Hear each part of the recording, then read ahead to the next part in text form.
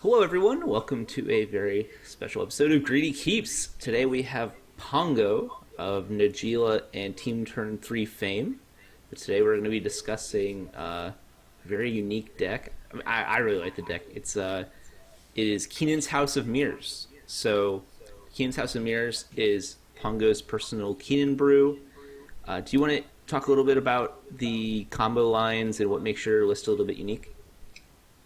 Sure. Thanks for having me. First of all, I'm happy to be here again, as always.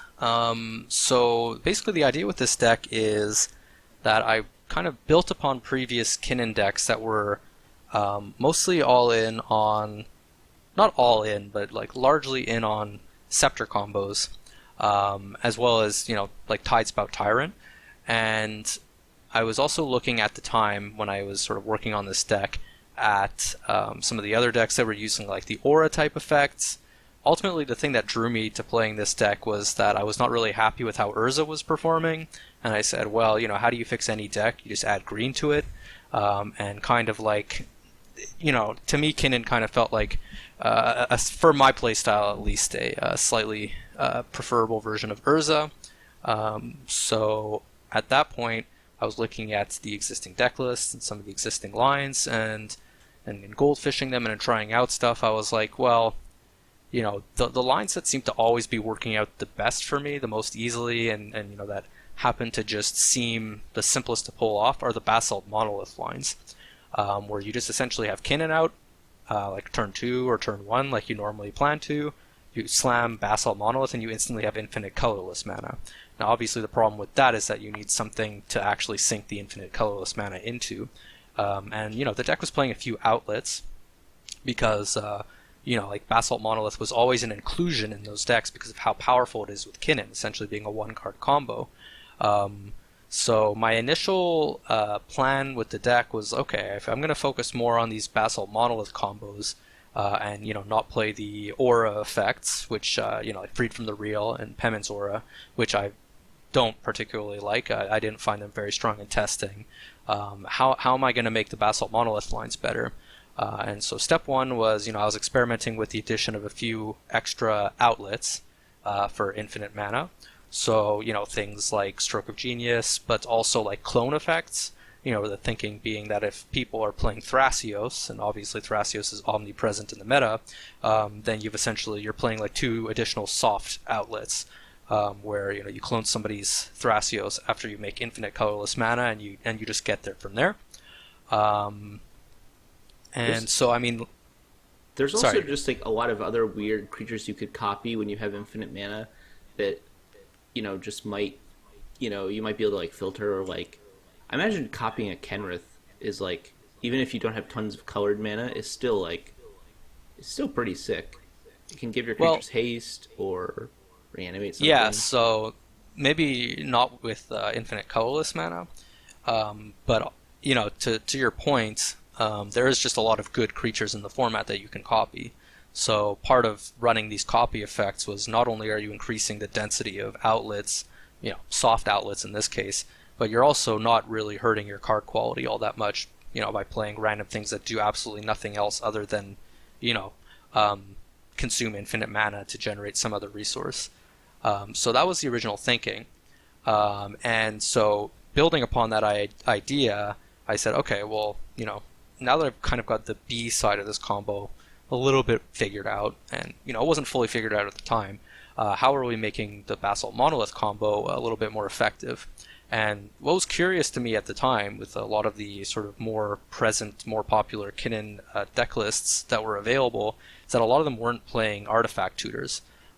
Mostly because, a lot of people will disagree, and a lot of people will agree with this wholeheartedly.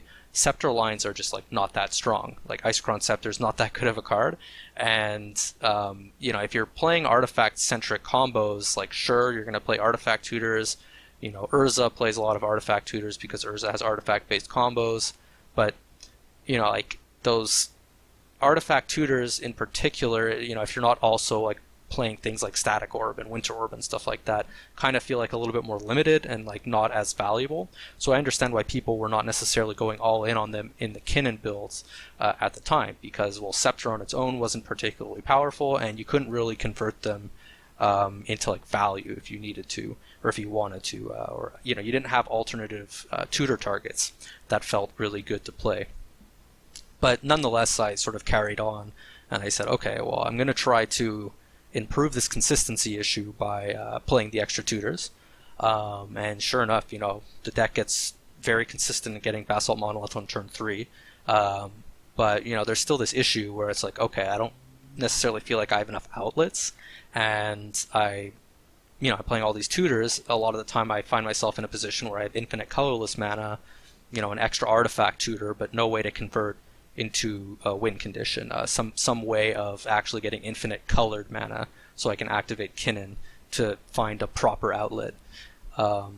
So I ultimately, went and did a bunch of research trying to find a solution to this, going so far as, as we discussed in our other episode about Kinnan, looking up every artifact we could possibly find on Scryfall, and ultimately happened across Mirage Mirror.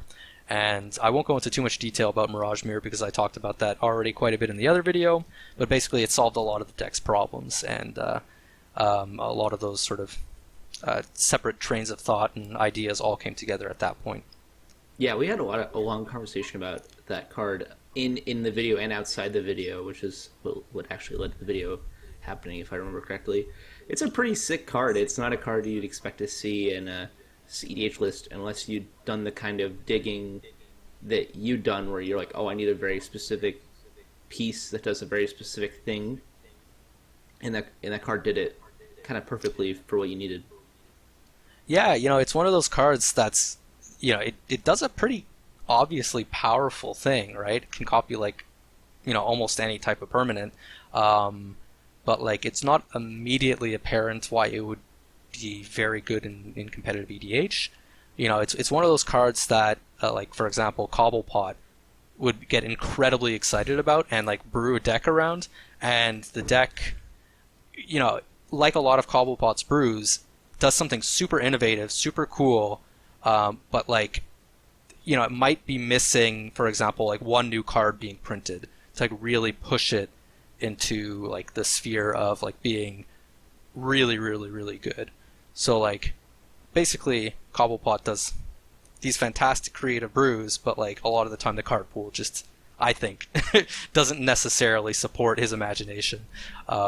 In this case, it just so happened that Mirage Mirror, I think actually is even one of those cards that Cobblepot almost certainly talked about, like back when it came out. Yeah, I'm sure tried to do something with it. There was a ton of hype. I mean, people who are newer to EDH as a format or even cEDH might not remember this or have been around for this, but when Mirage Mirror got spoiled, it was like a Soul Ring. Like, people acted like it was like the next Soul Ring, a card that goes in every deck. Copies your opponent's Heuristic Studies and their mana rocks, and obviously I don't think people look at the card the same way now, but I do remember playing like casual EDH at the time and people just losing their minds over the card. So it's interesting, all these years later that the card has a home finally. Yeah, exactly. That's the way I look at it. All right, so do you have any, before we get into the mulligans, do you want to give any just small, any heuristics that you have when you're mulliganing this deck? Yeah, sure. So, interestingly, the thing about this deck that a lot of people might not necessarily realize is that it's actually a pretty aggressive combo deck. A lot of people see blue-green and they think like, okay, probably it's some kind of more mid-rangey strategy. And obviously, you can lean on the powerful tools that blue-green offers you to play a grindier game, but Kinnan's activated ability is not really a primary consideration in deck building. I always considered that deck building approach, while it's valid, I don't think it's the most powerful way to build Kinnan, because you kind of fall into this trap where you're including all kinds of cards that you don't necessarily want to be playing just to try to get more value out of Kinnan, and you're essentially flipping a coin. every time you activate Kinnan in the hopes that you get something that's not a 7 mana dork. Yeah. So There's a few banners that are in the format now that kind of have similar issues, right? Where like you have to make a decision over like how much synergy you want to do for like grinding. Like this might be a poor example of, but if you think of Najeela, right? Like as someone who's first looking at Najeela might say like, hey, I need to include all these warriors because I want to make Najeela be able to create more warriors. When in reality, like just having insane card quality and protecting Najeela is quite good. Another example that's probably a bit more accurate is Tazri, where you're like, oh, I'm going to play Tazri, and you're like, I'm going to play all these wizards and rogues and clerics, when in reality, Spellseeker and Thassa's Oracle is really all you need, you know? you just want to be playing the good cards that you'd want to be playing anyway, and like Yeah. playing cards to force the synergy ultimately just hurts your card quality. Yeah, I Yeah. mean that's something I'm particularly sensitive to as an argument. I think that there is certainly a place where you would want to be jamming things like your Jin Cataxias and stuff like that into Kinnan, and just in the hopes of flipping them off of his activation ability. But I just don't necessarily think that drawing into cards like that is going to support your long-term game plan in this format against some of the more aggressive, faster, and even better at grinding decks. Yeah. It's definitely an interesting spot, right? When you mentioned like cheating the Jin Cataxis into play, it reminds me of the old like Tasigur Reanimator lists from like 2015 probably, maybe 2016. And we don't really see anything like that anymore. There aren't really archetypes that kind of are trying to do that kind of thing, Well, if there are decks trying to do that type of thing, it tends to be a sort of generic good stuff type deck. It's sort of commander agnostic. Yeah. To use the example of Reanimator specifically, that's very much like a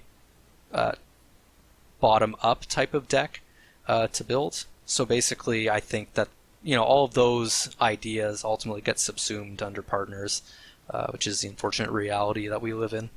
Yeah, I mean there are like Razaketh decks and Villas decks, and there are decks out there that are playing Reanimator. I just don't see like maybe there are some decks out there, but in general I don't see grindy Reanimator decks really. Usually people are trying to keep the card quality high, and those cards are kind of not great. I don't know if I agree with that. I mean, like Razakats, for example, is an example that's of like an explicitly grindy sort of mid-range Yeah, deck. it It can reanimate something on turn 3.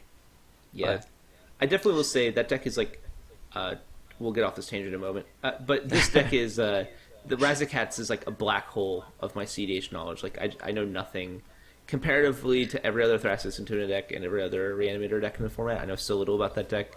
I don't know why. I've just avoided it somehow all these years. it's a deck that kind of fell off the map a little bit recently. Go back a year and a bit, and I would say that deck was like really quite popular.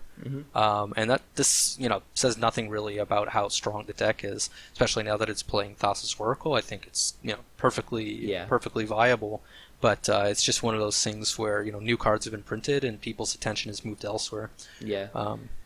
Which happens. Speaking of new cards where people's attention have moved to, let's get started on the Greedy Keeps for Kinnan. All right, let's do it. All right. Good segue. One moment. All right. So getting into the hands, we're going to talk about just what we're looking for again because we got on a bit of a tangent there. So I'm going to read off our hand, and Pongo is going to give us some thoughts. Flooded Strands, Snow-Covered Island, Finhorn Elves, Prophetic Prism, Mox Amber, Misty Rainforest, and Gemstone Caverns. So before I was sort of in the middle of saying we are looking for explosive hands, because this deck doesn't necessarily grind incredibly well. It can grind well. You can keep those hands that, for example, play an early Sylvan Library and try to ride that into sort of a longer game victory. But most of the time I'm looking for a hand that wins on turn 3. So if we look at this hand, on the surface, if you're not necessarily used to this deck, if you're playing, for example, like Thrasios, you might actually consider this a keep, because it has a ton of mana in it. But the problem is that we're not fantastic at actually converting mana into cards. Kinnan generates a lot of mana. So this has half of what we're looking for. It has a lot of the mana, but it doesn't have the payoff. So this is definitely a mulligan for me, even though, sort of like you have a very clear plan and curve where you play, your turn 1 Dork into turn 2 Kinnan, Mox Amber into Prophetic Prism. On a second 7 or on a 6, I would probably keep this on a 6 in the hopes that my first 3 draws, including the draw of the Prophetic Prism, find me some action. But on a first 7, I'm probably going to look for something a little bit better. Yeah, and I think you're right. The draw of the Prophetic Prism, I think this hand does make enough mana that you could conceivably activate Kinnan on turn 2, but that just isn't actually that good, right? Well, so having a hand that generates tons and tons of mana is great, and it's what we're looking for. But the primary plan be activating Kinnan and hoping you get that's there. Yeah, that's not... we want to avoid that. Yeah, so if we had a couple of lands fewer, and a counter spell and a tutor, then this would become a keep. But with 4 lands and 3 mana rocks, this is not a keep. All right. Or three mana sources additional. Sure. So this is our second 7. Verdant Catacombs, Breeding Pool, Reshape, Dramatic Reversal, Mana Confluence, Pact and Negation, and Mana Drain. This is a very different hand than the last one. Yeah, this is the opposite side of the deck. So if we could somehow combine these 2 hands, then that would be perfect. But yeah, I'm sure a lot of decks would prefer to be able to do that. I'm not even suggesting a 14-card hand. That would be even better. But no. Reshape is great. Definitely something we would have wanted to have had in that previous hand. But this hand is, again, missing that early acceleration that would make this hand a keep. If this hand had a Sol Ring or a Mana Crypt in it, then we're potentially cooking with gas at that point, just looking for our outlet. But on a second 7, I'm definitely mulliganing this hand. It's just too many sort of dead / specifically interactive cards, not enough acceleration, and a little bit awkward to have the reshape without an artifact. All right, Forbidden Orchard, Tezzeret the Seeker, City of Brass, Phantasmal Image, Snow-Covered Island, Arcane Signet, Mystic Remora, and this is our 6. What do you think? I think on 6, I'm willing to keep this hand, depending on turn order and depending on how powerful Mystic Remora is going to be.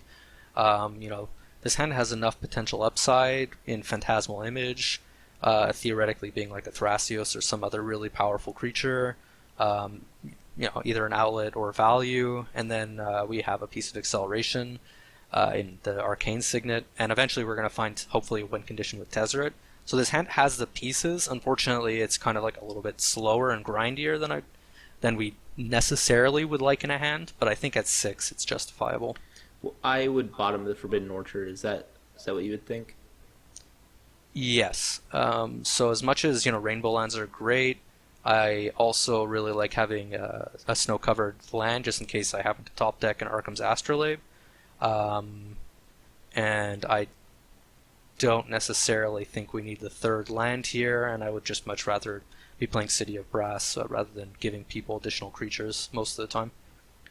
Would you, just looking at this hand, not knowing your next 2 draws, I mean, they'll definitely impact it. Do you think you play a turn 2 Arcane Signet into Mystic Remora, or turn 1 Mystic Remora? That's going to depend on the pod. So if I know that I'm playing against the pod where people are going to jam their hands into Mystic Remora, I might play it on turn 1 and just let it go after 1 turn, after hopefully getting an Ancestral Recall off of it. If I know people are going to show more restraints or maybe play Mana Dorks, then I'll probably hold on to it and go for a bit of a slower start.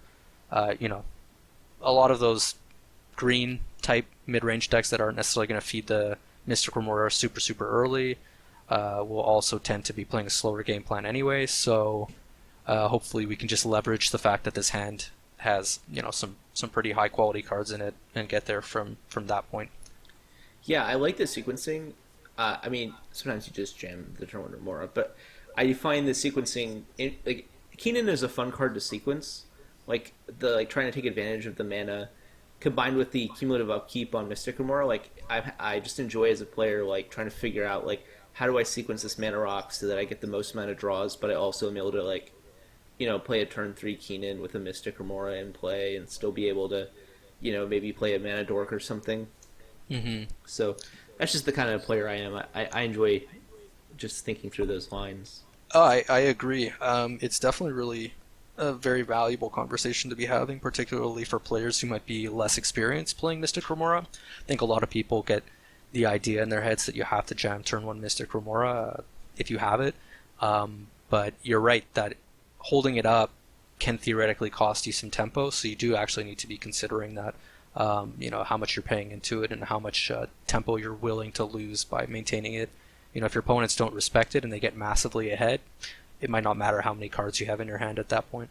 Yeah. All right. So we're keeping this 6, bottoming Forbidden Orchard. Let's go get a fresh 7. Tezzeret the Seeker, Cyclonic Rift, Chrome Mox, Arcane Signet, Flusterstorm, Ancient Tomb, Breeding Pool. This hand is pretty sick. I like this hand. Go ahead. Yeah, well, I was going to say, so this hand, theoretically, depending on turn order, could cast a turn 1 Kinnan, as well as having, 5 mana on turn 2. So, theoretically, there is a world where this hand could win on turn 2. Just slamming down Tezzeret the Seeker, immediately tutoring up Basalt Monolith on turn 2, and having top decked a 1 mana outlet. I think you're just short of. You'll have infinite mana, but you won't be able to activate. If you draw a blue, it is. It's not awkward that you have infinite mana on turn 2, but it is definitely awkward that you have to you can hold up protection. You'll have enough mana to do that. So you'll be able to use your Flusterstorm to protect your Tezzeret. But it's still it's a very interesting hand. I think it's a great hand, but I love it. I love this hand. But yeah, slamming Tezzeret on turn 2 and immediately, or not even necessarily immediately, getting the Basalt Monolith, is certainly very, very powerful. Tezzeret's quite a strong card. I don't know that I would necessarily be concerned with having a protected turn 2 win. Most of the time, if I can make an attempt on turn 2, and part of that attempt is just resolving a Planeswalker, then I'm pretty content to go for it, because it's hard to interact with Planeswalkers. It depends on what my potential outlet that I draw into is. If I draw into a Mirage Mirror by some miracle, then I feel pretty good about it, because there's not that much 1 mana interaction that's going to actually stop Tezzeret / Mirage Mirror. You're dodging things like Flusterstorm, Dispel, you're dodging Swan Song, you're not dodging Red Blast, so that's a consideration. You're not dodging Spell Pierce, you're not dodging Forces, but I'm not playing around Forces pretty much ever. And I think that going for it on turn 2 is generally correct, unless people, somehow telegraph that they have the interaction. Obviously, this is all hypothetical, because this hand might not draw into something like a Green Sun Zenith or a Stroke of Genius or a Mirage Mirror between now and turn 2, but it can happen. It is possible in some pods. If you're on the play, for example, I think it's totally possible that you play Tezzeret on turn 2, maybe uptick or get some other artifact that will help you win in the long term. I'm not entirely sure, but you don't have to. You can play Tezzeret on turn 2, still hold up a Flusterstorm, which I think is. I think most players are obligated, if able, to just be able to hold up that interaction on turn 2 against the farm decks if they're at the table. Yeah, absolutely. You're able to basically get your entire combo online, or the majority of your combo online and ready to go. Is there a 1 mana artifact outlet? No, there isn't. So there's no 1 mana artifact outlet, but what you can do, for example, is just -1. So you maintain the ability to -3 on the following turn, grab an Arkham's Astrolabe, which ramps you for 1 and draws you a card. So just as kind of like a value play that you can do on turn 2, and like get some value even if somebody's somehow able to answer Tezzeret. That's one consideration. That's interesting. I like that. And obviously you can grab, I'm not playing Mox Opal because I think that it can be awkward in a lot of openers, especially if you're mulliganing aggressively. But I can read your comment from a month ago on the deck website on Moxfield that says the card suffers from consistency issues even with a reasonably high artifact count, and without Tidespout Tyrant in the list, there is way less need for 0-drop rocks. Do you stand by that? Right. Yeah, absolutely. I think if you're playing Tidespout Tyrant, then you 100% include it because you want all of those 0-drops that synergize with Tidespout. But I happen to be not playing Tidespout because I just haven't felt it necessary, 1. And 2, it's the type of card where, it can be really awkward in openers. Just having a random 8-drop in your hand that doesn't do anything is not the best feeling in the world when, you could just be going for sort of more mana efficient early game wins, which is what this deck is more attuned toward. All right. Let's get a fresh 7. Snow-covered island. It's an all-lander. We're just going to skip this one. Let's go to our second 7 lands. Delay, Mana Drain, Forbidden Orchard, Gitaxian Probe, Thrasios, Tezzeret the Seeker, and Regrowth. This one seems pretty sus. Yeah, I'm not keeping this hand just because it's missing acceleration. The nice thing about it is that you do have, a tutor for Basalt Monolith and an outlet, but with just 1 land, even with Gitaxian Probe theoretically giving you 2 more looks, you're looking to find more lands and acceleration, so you're missing this is quite a bit of stuff. Even the turn you try to go off, let's say like you play a turn 2 Kinnan, you're still so far away, right? You're not even close. So, alright, going to 6. Blink of an Eye, Into the Royal, Command Tower, Mystic Remora, Dramatic Reversal, Arkham's Astrolabe, Dispel. Definitely not going to keep this one either. I think we don't have a fetch or a basic for the Astrolabe to cantrip with that and also theoretically accelerate off of Kinnan. We have just a little bit too much interaction, and Dramatic Reversal is great when you explode into a ton of mana rocks and dorks and stuff, and then it's a ritual. This hand doesn't really have a clear line to assembling a Scepter win, so it's just kind of a dead card. Yeah, and the 2 bounce spells is kind of awkward too. Yeah, I do like the bounce spells because a lot of the time on some of your infinite mana lines, you end up with for example, a green-green or a blue-blue outlet, like either a Finale of Devastation or a pull from Tomorrow. And so sometimes you might only have 1 blue available to you post Basalt Monolith, at which point, you can use one of these bounce spells to pick up one of your rocks and replay it to fix for your double color requirement. That's really cool. So that's what Basalt Monolith allows you to do a lot of the time. Is people don't necessarily realize is that it kind of cheats on all of your non-colored requirements for the rest of your combo turns. So it's a very, very powerful ritual in addition to being part of your win condition. Yeah, I'm imagining you bounce your Astrolabe, replay your Astrolabe, make 2 color of a color you've been short on. That happens quite a bit, actually. And exactly. So a lot of the time you're picking up, Chain of Vapor, again, is super, super powerful here for the same kind of reason. Being able to serve as a ritual for converting colorless mana into colored mana, but also to subsequently pick up one of your mages to tutor another piece. It is important to realize that Basalt Monolith essentially means that you're only paying colored mana costs from that point on, which is also part of the reason why this deck is playing a lot of outlets that are as much as possible light on colored mana requirements. So you're not going to see a Blue Sun Zenith here. You're not going to see... I'm not playing War of Invention for that reason, which may not be correct, but because obviously you can end step it into your Basalt Monolith. Yeah, but it's still a lot of blue mana. I think you're correct. War is a very awkward card. It's very awkward. Yeah. Let's go to our 5. Another All-Lander. Yikes. Do you keep the All-Lander or 5? No. No, Alright, no, let's go to I'm 4. gonna go to 4. Muddled Mixture, Finale of Devastation, Fierce Guardianship, Exotic Orchard, Prophetic Prism, Chrome Mox, Phyrexian Metamorph. If you're on the play here, it's just embarrassing. You know? Because your Exotic Orchard doesn't tap for mana. But, you know, Yeah, most of the time you're not. that's a little awkward. Most of the time you're not, so...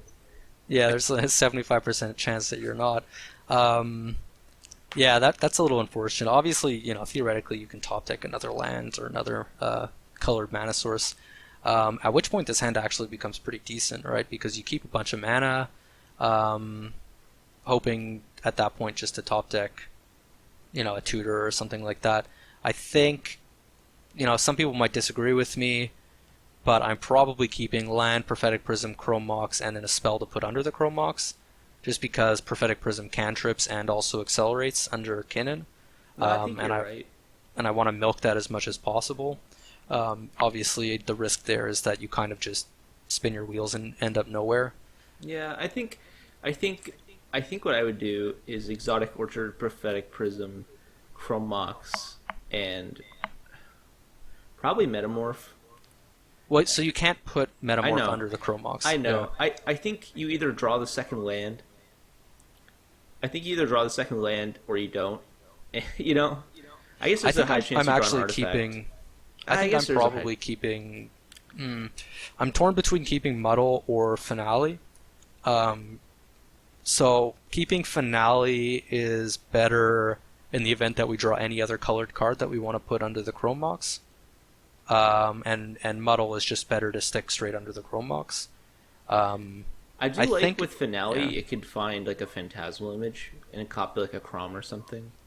Well, so Finale can also just find Trophy Mage and then find Basalt Monolith. You're right, yeah. So that gives us a way to potentially win. It can also find an outlet if we've already found our Basalt Monolith some other way. It also is an outlet of sorts, depending on your board state. Exactly. So I would probably at 4 keep the Finale, just because your odds of winning are already hurt so significantly by going down to 4 that you're hoping for some kind of hot draws. So you might as well play to your outs of getting some really good draws in your next 2 draws. Just play to your out of drawing well, because at 4 you have to. Yeah, I think you're right. Let's just do one more set of hands. Sure. Mystical Tutor. Oh, there's no lands here. Would you keep an... I'll read it. Mystical Tutor, Pull from Tomorrow, Chrome Mox, Mystic Remora, Fabricate, Arcane Signet, Phantasmal Image. You wouldn't keep the no lander, would you? No. So, I mean, like, obviously this was an interesting one to read just because with the Chrome Mox and the Mystic Remora. Yeah. You know, you could make an argument for it. All on the a first spells are 7, I'm blue. not going to keep it. Yeah. On a first 7, I'm probably not keeping this, although if I'm playing against people that I know are, like, famously greedy into Mystic Remora, then, like, maybe you can keep it in the hopes that you top deck a land turn 1 and slam Remora and find your second land drop, play an Arcane Signet. But even that doesn't sound fantastic. You know, to be honest, though, if you hit the land and you go... I think if you hit the land and go Chrome Mox... probably exiling Pull from Tomorrow, probably. Yeah. Here I might exile either Mystical Tutor or Phantasmal Image, actually. Sure. So Just you because exile Pull one of from those Tomorrow's the cards. outlet. You play Arcane Signet, then you drop Mystic Remora. Your next turn you pay for Remora with a Chrome Mox. You play Kinnan. Next turn you play Fabricate. You're like doing pretty well. I just think that on a first 7, that's too risky. You're right. You know, You're right. if I'm playing with friends and there's very little at stake or nothing at stake, then sure, maybe I'll try it for the memes. Yeah. If I'm playing in a tournament, I'm not gonna give myself that potential chance Sure. when this is my first 7. Sure. All right. Second Or 7. was that first 7 or was that second That was 7? the I can't first. remember. Wow, I just keep getting Remora. Mana Yeah. Confluence, Soul Ring, Delay, Prismatic Vista, City of Brass, Mystic Remora, and Moxdown. This hand's insane. Right? Yeah, this hand's immediately a lot better, and so you feel pretty good about having mulligan that first hand. Another one. Are you gonna just? I guess you just play Mystic Remora, Soul Ring, right? That's... Let me think. Yeah, I think almost certainly because you're still going to cast Kinnan on turn 2, and you're still going to have colored Yeah. mana available. You So probably yeah, just pretty. tap the Soul Ring, I Yeah, guess. you're gonna use the Soul Ring to pay for the Mystic Remora, Which is as weird as fine. that sounds. Yeah. Yeah, because then you get to play Kinnan and hold up delay. Yep. Exactly. All right. Well, that is the end of our keeps in this episode of Greedy Keeps. Do you have anything else you'd like to say about the deck? I think I've said pretty much everything I need to say. I talked probably way too much at the beginning of the episode It's fine. about some of the sort of early philosophy and development of the deck. You know, kind of treading over that same ground that we already covered in the other episode. But no, I don't think I have much else to add. Yeah, Unless you have any questions. we've gotten a lot of requests for a Kinnan episode, which is why I reached out. I know we did the podcast before, but we actually got a lot of requests for a Kinnan deck, and I really like your list, and we already had talked about it, and I just like you, Pongo, so we Oh, had thank you you. on. I appreciate So, it. Yeah, I'm always glad to join, Yeah. to take part. It's fun. Yeah, we'll have to. I guess we've already done Najila, haven't we? We have, Derevi? you know, we can do Derevi. I have another spicy one for you, and you know, this might be a fun one to just sort of, you know, let the episode kind of go out on, just fade to black on this spicy number. But I have a deck that combos with Rule of Law effects.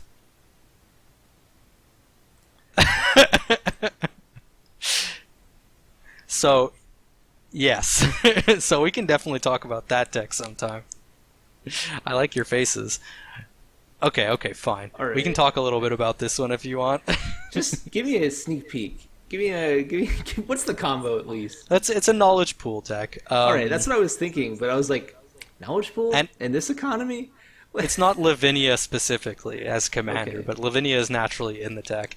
But no, it's a Kenrith deck, and Kenrith actually kind of breaks parity on the knowledge pool locks because He does obviously everything. Kenrith has a million abilities. Yeah. You can cast him under the lock, and you know, worst case scenario is, you know, if you have to spend a couple of turns to get your hand size up to 8 so you can discard something, well, you do that and then you reanimate it with Yeah, it's like, oh no.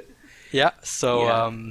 I you actually know, getting to play these Rule of Law effects to interact with all the turbo decks as interaction, obviously, but also to be able to have some kind of hard lock combo with them is pretty spicy. Yeah, it's. I was talking to a friend of mine named Charles about Rule of Law, and he used the term I really liked. It's like an action economy, where like Rule of Law shifts how, like, if you think of like Magic as this, like an economy of actions, right? Mm-hmm. Like Rule of Law sets sets hard limits, and so decks that are like meant to take advantage of like taking many actions, that are spells are like critically affected by Rule of Law. It's really interesting. He actually wrote an article about it that it'll be out eventually once the Walking Dead trauma ends, apparently. So I'm excited to read that and show it to other people. So some more spoilers. Yeah, it's a very good way to put it and to look at it. Yeah, I think we apparently could definitely Mike talk Flores. about that at length, but I don't. Yeah, apparently Mike Flores came up with that term of like early Magic fame. So it's it's interesting. I have thoughts. I just don't know that this is the correct It's time not. to We can discuss talk about it. it in a bit. Unfortunately, All right, why are you doing this? You're making me want to talk even more. all right. Thank you everyone who got this far to the episode, and I hope you enjoyed our sneak peeks to other things we'll be talking about soon. See ya. Bye.